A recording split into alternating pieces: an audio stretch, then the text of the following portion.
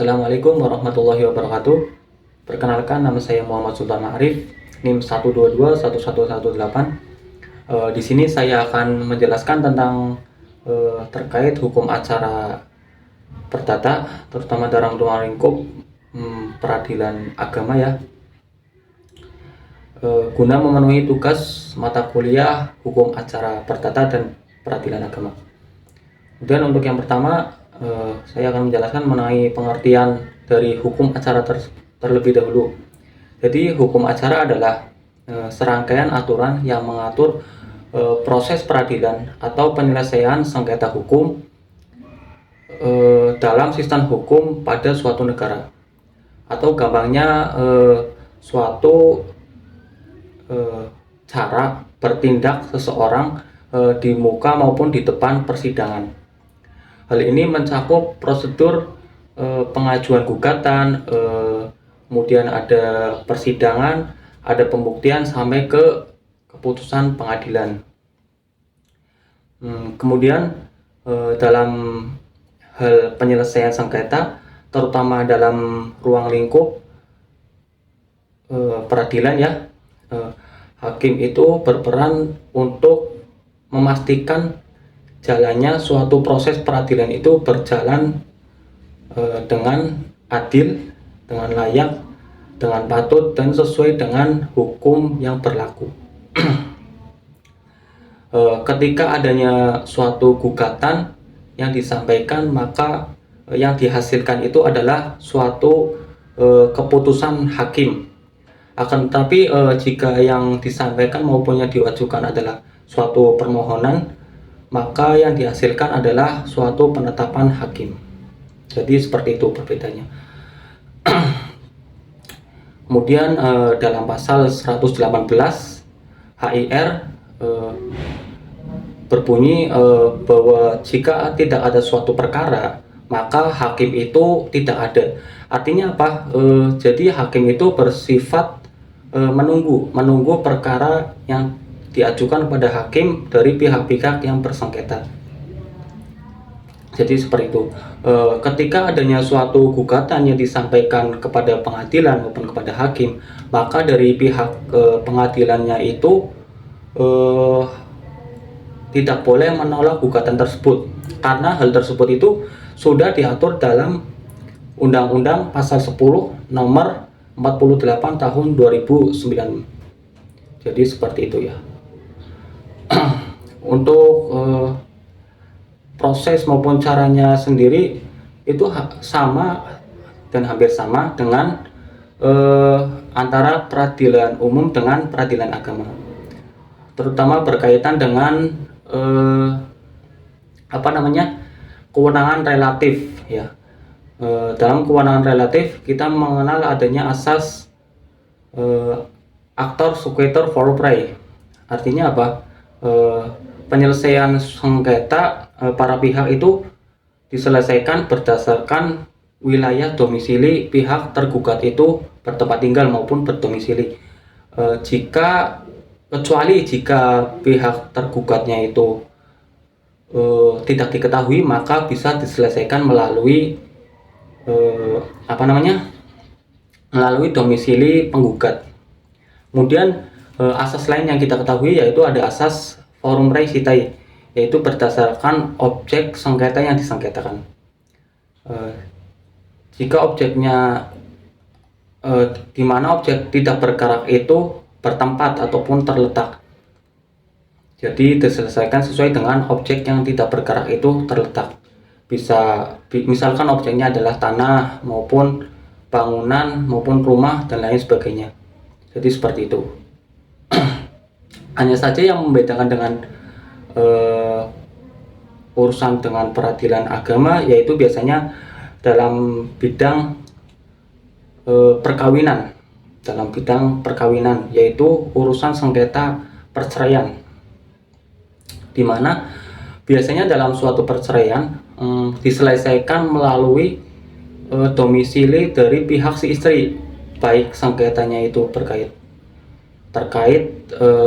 cerai talak, yang mana pihak pemohonnya itu dari seorang suami, maupun cerai gugat, yang mana pihak penggugatnya itu adalah seorang istri. Jadi seperti itu. Kemudian sumber hukum yang digunakan dalam hukum acara perdata, yang pertama sudah pasti yaitu regulasi atau yang tertuang dalam hierarki peraturan perundang-undangan. Kemudian ada HIR atau RBG. HIR untuk wilayah Jawa dan Madura, kemudian RBG untuk selain Jawa dan Madura. Kemudian yang selanjutnya yaitu ada jurisprudensi. Artinya apa jurisprudensi itu? Penemuan hukum atas keputusan hakim, di mana ketika hakim itu tidak menemukan hukum yang akan digunakan ataupun terjadinya suatu kekosongan hukum. Jadi seperti itu. Itu sumber hukum yang digunakan pada hukum acara perdata. Kemudian ada yang lain sebagainya seperti doktrin para ahli hukum dan lain-lain.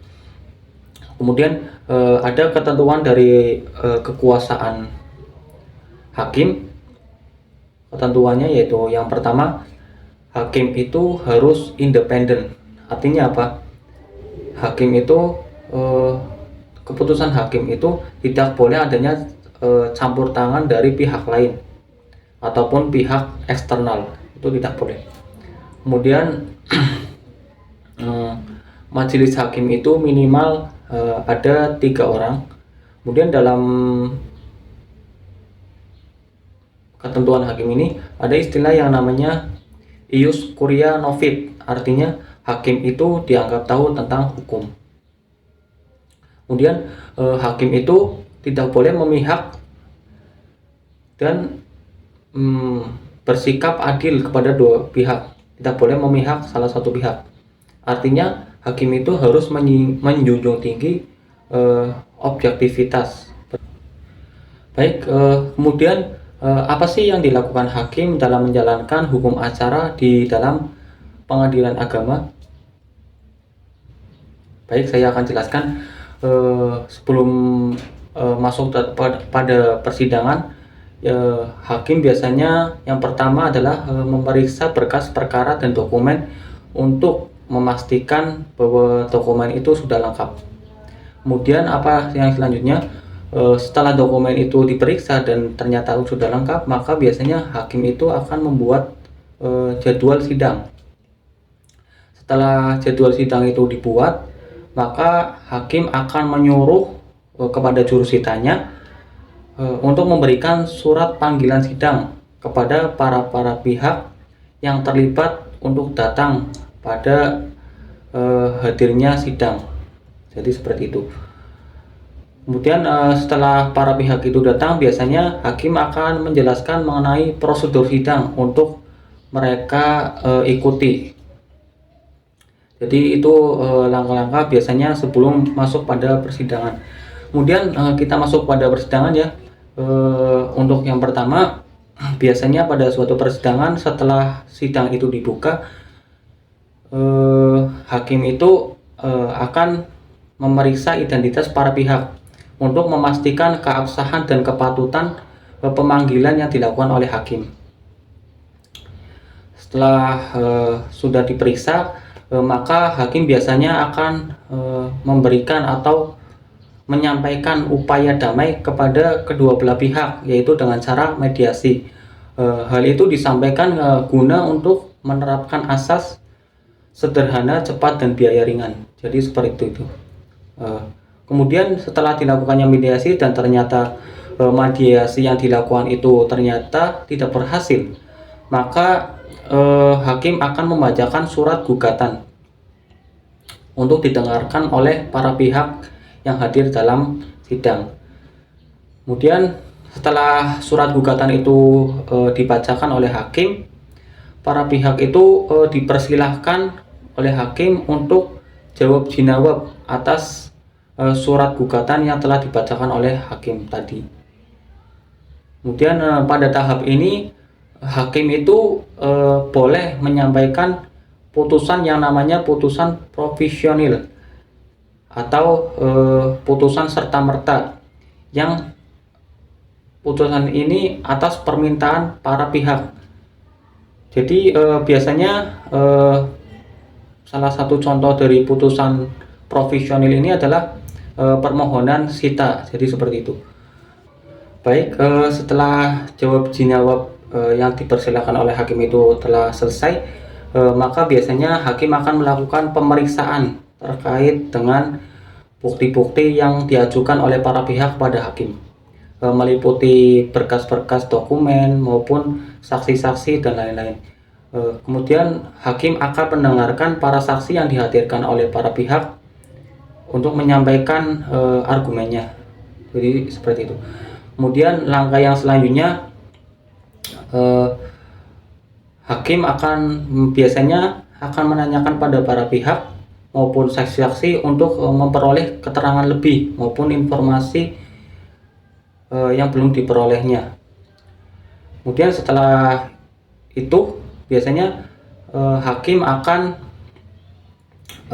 memberikan kesempatan kepada para pihak untuk menyampaikan kesimpulan atas argumen-argumen dan bukti-bukti yang sudah dilakukan.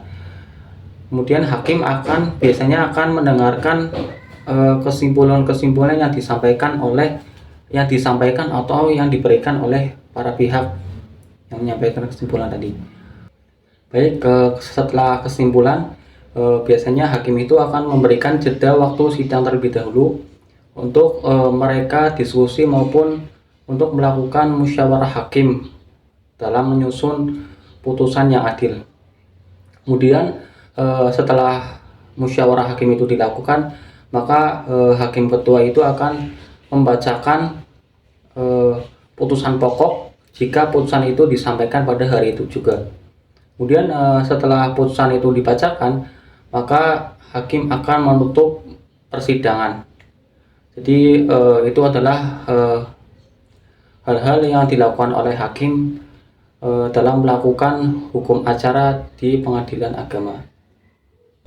Baik, saya lanjutkan untuk pembahasannya selanjutnya, yaitu bagaimana komparasi hukum acara perdata di pengadilan agama dengan pengadilan negeri.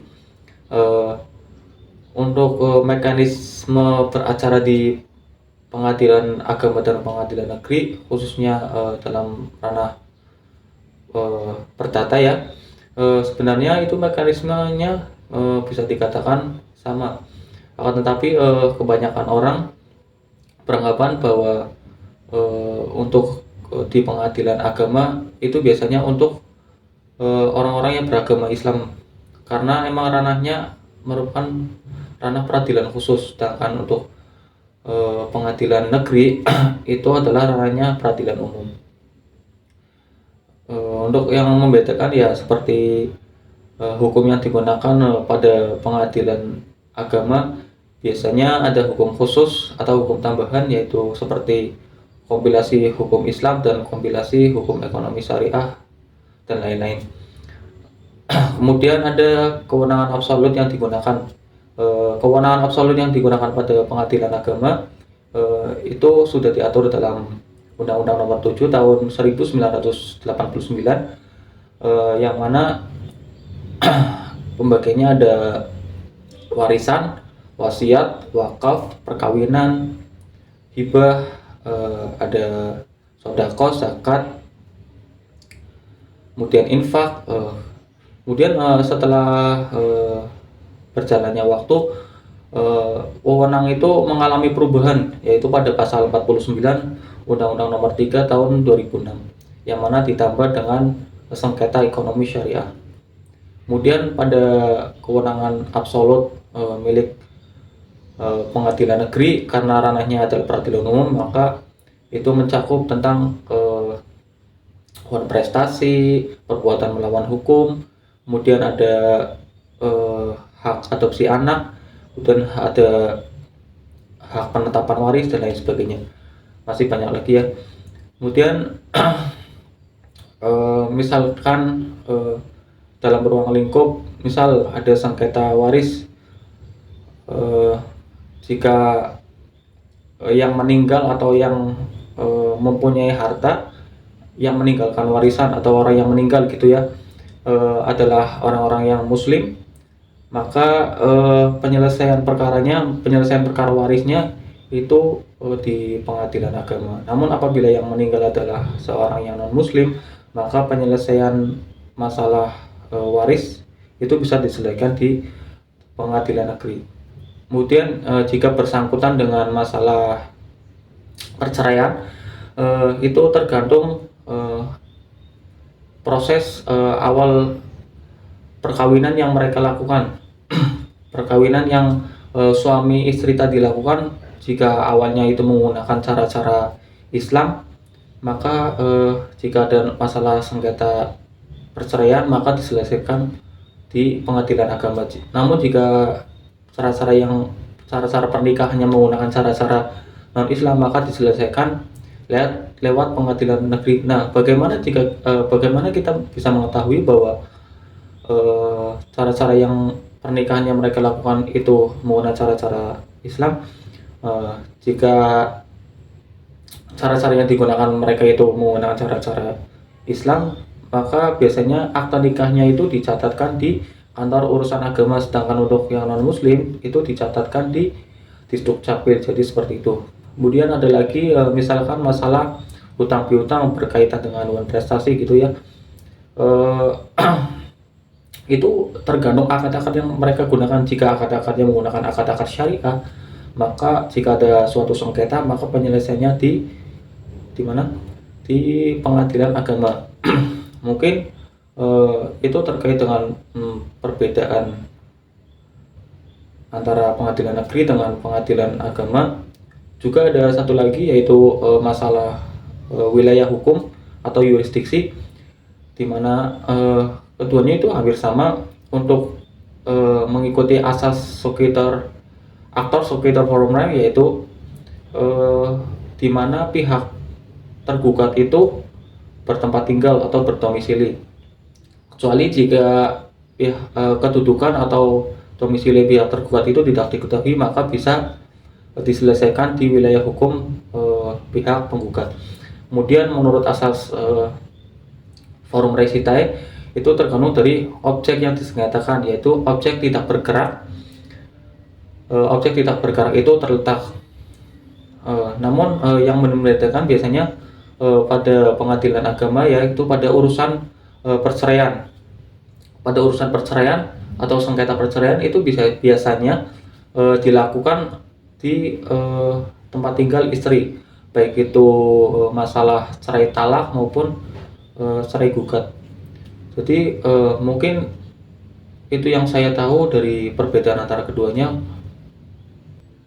Baik, harapan saya untuk hukum acara perdata dan perdata agama di masa yang akan datang, yaitu untuk selalu terus memberikan kepastian hukum yang nyata kepada masyarakat dan tidak mendiskriminasikan pihak manapun.